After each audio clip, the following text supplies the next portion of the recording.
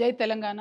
ఇవాళ నిజామాబాద్లో పసుపు రైతులు ఉద్యమిస్తున్నటువంటి తీరుని మనం గమనించడం జరిగింది. మొన్న మిర్చి రైతులు అదే తీరుగా ఉద్యమించిండ్రు. కానీ మాటలు చెప్పినటువంటి కేంద్ర రాష్ట్ర ప్రభుత్వాలు ఇద్దరు కూడా మరి రైతులకు ఆదుకోవడానికి ముందుకు రావడం లేదు.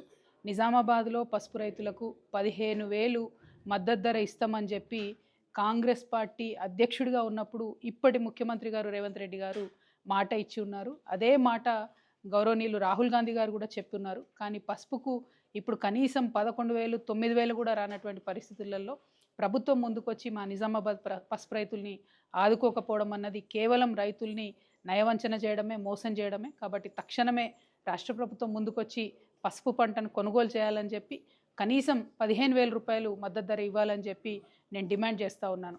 పసుపు బోర్డు తీసుకొచ్చామని చెప్తున్నటువంటి భారతీయ జనతా పార్టీ మా ఎంపీ అరవింద్ గారు కూడా మరి ఈ సందర్భంలో కనీసం రైతులను పరామర్శించేటటువంటి పరిస్థితి కూడా కనబడడం లేదు.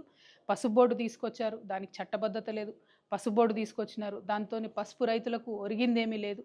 కనీసము ఆ పసుపు బోర్డు ఇనాగ్రేషన్ టైంలో బండి సంజయ్ గారు ఒక మాట చెప్పినారు, మేము చాలా దీంతో పసుపు రైతులకు లాభం చేస్తాము, ధరలు పెంచుతామని చెప్పినారు. మరి ఆ ప్రయత్నం చేస్తున్నట్టుగా కూడా కనీసం కనబడతలేదు.